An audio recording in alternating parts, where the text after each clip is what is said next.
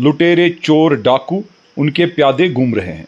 मैं अपनी तनकीद से न कभी पीछे हटूंगा, न मैं किसी एक के घर मीडिया को लूंगा।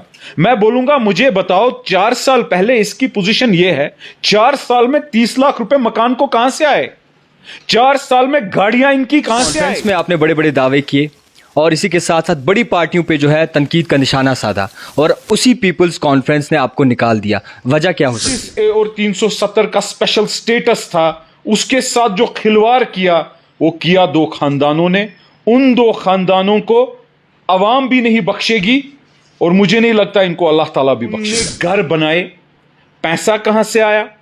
अगर किसी के पास, मैं हर किसी के पे उंगली नहीं उठा रहा हूं, अगर किसी के पास सोर्स ऑफ इनकम है, let him satisfy the investigating agency. मैं तो कहता हूं मेरे से लेकर हर किसी की इन्वेस्टिगेशन की। जम्मू कश्मीर में आए दिन सियासत गर्म है और सियासत के चलते कोई बयानबाजी ना हो, ऐसा हो ही नहीं सकता। आपको बता दूं कि जिस तरीके से जम्मू कश्मीर की सियासत उभर के निकल के सामने आ रही है और इसी सब के बीच आपको इस बात से भी आगाह कर दूं कि जल्द ही शायद जो है जम्मू कश्मीर में इलेक्शंस होने वाले हैं और तमाम सियासतदानों की नज़र जो है जम्मू कश्मीर घाटी पे कि किस तरीके से जो है आखिरकार इलेक्शंस अंजाम दिए जाएंगे। इसी सब पे हमारे साथ बातचीत करने के लिए मौजूद हैं former deputy mayor Sheikh Imran साहब और पीसी के कार्यकर्ता और पीसी के लीडर रह चुके शेख इमरान साहब। सबसे पहले सर आपका खैर मकदम है। द टाइपराइटर में सीधा सवाल पे जाएंगे।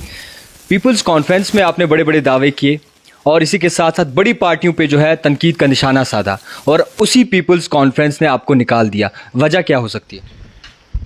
वजह निकालने की पीपल्स कॉन्फ्रेंस को पता होगी। एथिकली मैं इस बारे में बात नहीं करना चाहूँगा। मुझे सीखने को मिला है पीपल्स कॉन्फ्रेंस के लीडरान से, चेयरमैन से, तो इसलिए होता रहता है। क्या मजबूरी रहेगी होगी वो जाने।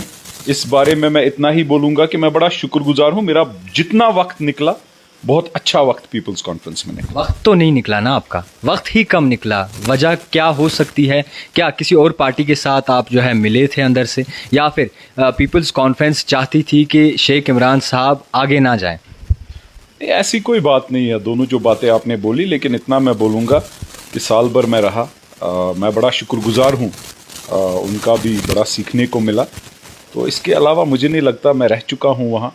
जो तनकीद मैंने कसा बाकी पार्टियों पे, वो आज भी मैं कसता हूँ कि नेशनल कॉन्फ्रेंस ने जो ख़राबी की है, मकबूल भट्ट की फांसी से हर कोई इलेक्शन रिगिंग तक, अफजल गुरु का किस्सा, वो आज भी लुटेरे, चोर, डाकू, उनके प्यादे घूम रहे हैं।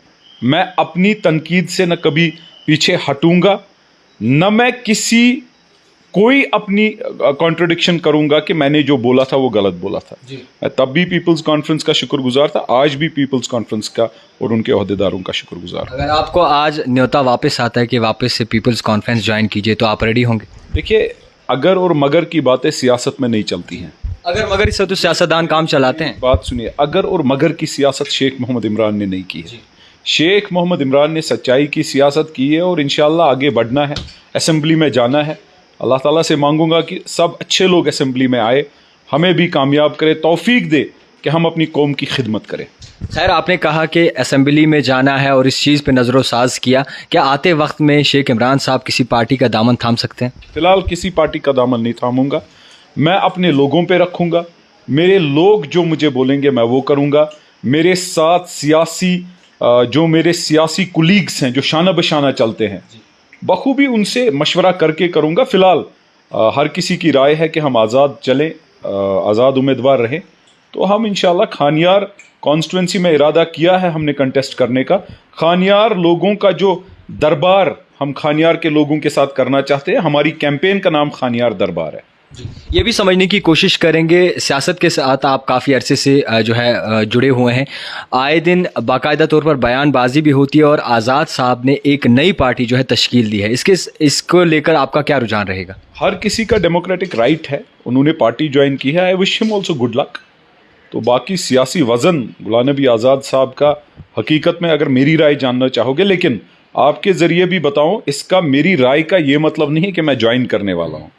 तो सियासी वज़न उनका शेख साहब के बाद सबसे ज़्यादा अगर सियासी वज़न है, वो गुलाम नबी आज़ाद का है। तो ये भी समझने की कोशिश करेंगे, अगर सियासत में आपको न्योता आता है किसी पार्टी का, या फिर जिन पार्टी को तनकीद का निशाना बनाया है उनका न्योता आता है, तो शेख इमरान उनके साथ जाएंगे? देखिए, कैसे मैं जाऊंगा? या तो वो तनकीद मेरा झूठ था, या तो अब मैं झूठ बोलूंगा। मैं पहले ही ये कह चुका हूं कि जो भी न्योता आएगा वो अपने लोगों और सियासी जो मेरे रुकम है शाना बशाना चल रहे हैं उनके साथ मशवरा करके किया जाएगा। फिलहाल हम आज़ाद उम्मीदवार थे, आज़ाद उम्मीदवार हैं और आज़ाद उम्मीदवार रहेंगे इंशाअल्लाह। आपसे ये भी समझने की कोशिश करेंगे जिस तरीके से जम्मू कश्मीर में अब सियासती सरगर्मियां शुरू हो चुकी हैं, आए दिन हमेशा बयानबाजी होती है, 370 को लेकर बात की जाती है, 35A को लेकर बात की जाती है और मुख्तलिफ ऐसे इश्यूज़ पर बात की जाती है रीजनल पार्टीज द्वारा। क्या लगता है वो वर्गला रही हैं लोगों को या फिर कहीं ना कहीं लोगों के साथ शाना बशाना खड़े होने की कोशिश कर रहे हैं? 36 महीने की सियासी कैरियर मेरा है जी। ऑटोनॉमी के बड़े नारे सुने नहीं आई, सदरी रियासत का नारा सुना नहीं आया, प्री 1953 का नारा सुना नहीं आया, रायशुमारी का नारा सुना नहीं आया, सेल्फ रूल के बड़े बड़े दावे हुए नहीं आए। 370 और 35A भी वही पुराने ठग बोल रहे हैं जो मिलके अपनी इस कश्मीरी कौम को फिर ठगना चाहते हैं। ये कौन हो सकते हैं? हमारी औकात, मेरी औकात इतनी बड़ी नहीं है कि मैं 370 और 35A की बात करूं। हर कोई कश्मीरी बच्चा जानता है 370 और 35A को खोखला करने वाली जो पार्टियां हैं वो दावा करती हैं कि हम वापस लाएंगे।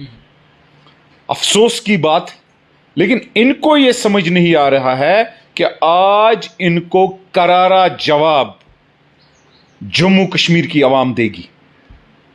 और मैं बड़े यकीन के साथ और वसूख के साथ आपको कह रहा हूं, बच्चा आज सियासी मैच्योर है।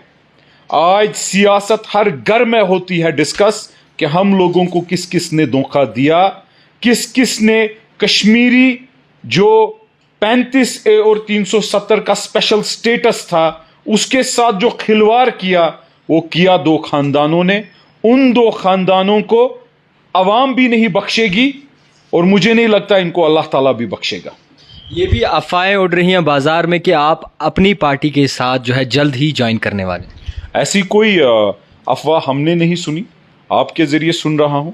उसमें भी मैं यही बोलूंगा कि मेरे लोग जो बोलेंगे मैं वो करूंगा, लेकिन मुझे नहीं लगता कि मेरे सियासी रुकम किसी भी पार्टी ज्वाइन करने के हक में है। आए दिन हमेशा आप जिस तरीके से फॉर्मर डिप्टी मेयर भी रह चुके हैं, आए दिन हमेशा आप कोई ना कोई चीज़ अपने ट्विटर हैंडल थ्रू जो है डालते रहते हैं और कोई स्कैम हो या फिर उसके बारे में लिखते रहते हैं। तो इसका क्या मतलब समझें कि आपकी ज़ाती दुश्मन है मेयर साहब से या फिर आप जो है लोगों की आवाज़ आगे लाना चाहते हैं और इस वक्त जो मेयर काम चला रहे हैं वो क्या सही चला रहे हैं?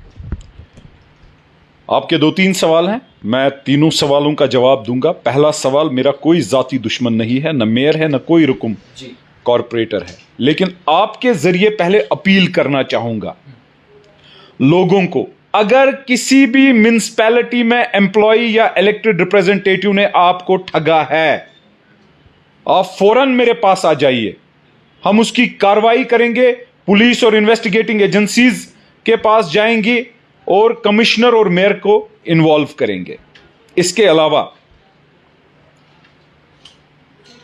अबॉर्शंस हुए हैं इलीगल, जिस सिस्टम का ख्वाब हमने देखा कि हमारे से बदलाव और तब्दीली आएगी, वीडियोज और ऑडियोज रिलीज हो रहे हैं कि हिस्सा बटाई हो रही है, जैसे कोई लीगल बिजनेस डील्स हो रही हैं, रिश्वत के हिस्से हो रहे हैं। जुबैर कॉर्पोरेटर को इतना, माजिद कॉर्पोरेटर को उतना, बाकी उस ठग को, वार्ड अफसर को इतना, इलीगल जमीनें बेची गई हाउसिंग की, इलीगल पंडितों की जमीनों के जाली कागज बनाए गए। मैं तो सिर्फ आवाज उठा रहा हूं करप्शन को खत्म करने के लिए। करप्शन का नासूर गरीब को गरीब बनाता जा रहा है, अमीर को अमीर बनाता जा रहा है। मैं अपील करता हूं मीडिया बरादरी से, एंटायर मीडिया फ्रेटर्निटी से, मेहरबानी करके मेरे साथ चलिए।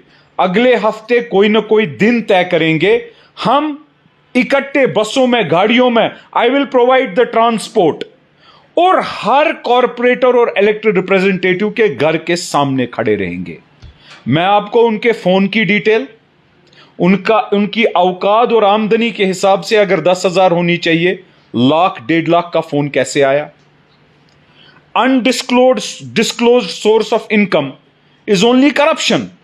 उनके घर नहीं थे, उनके घर बने, 10,000 रुपए की तनख्वाह है, उस हिसाब से उनके पास खर्चा वर्चा होने के बाद दे वुडंट हैव सर्वाइव्ड।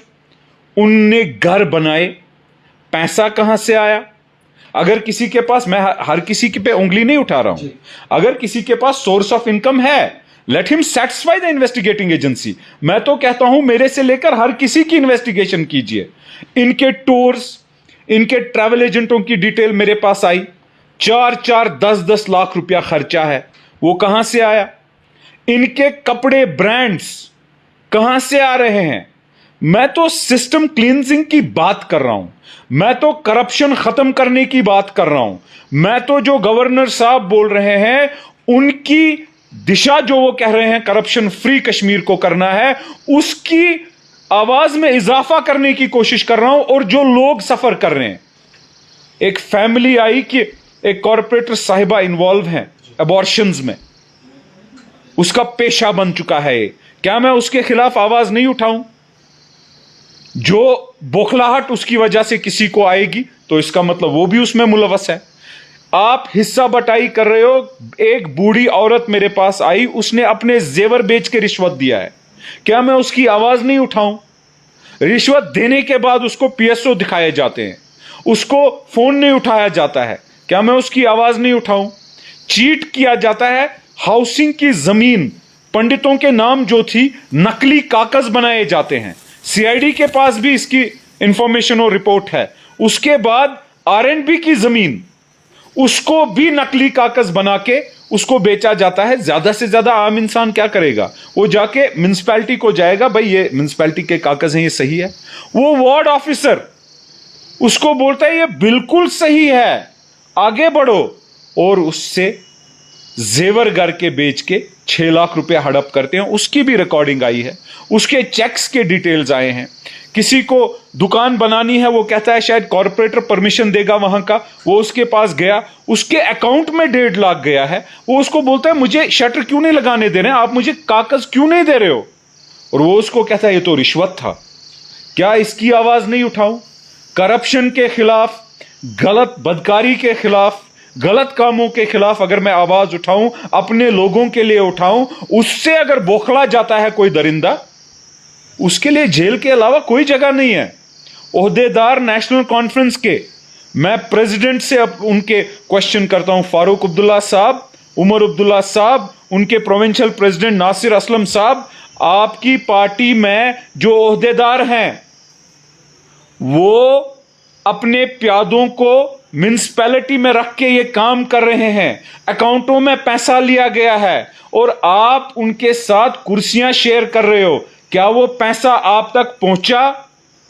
अगर नहीं पहुंचा तो आप इस कौम के लिए कुछ न कुछ तो आवाज उठाइए, कार्रवाई तो कीजिए।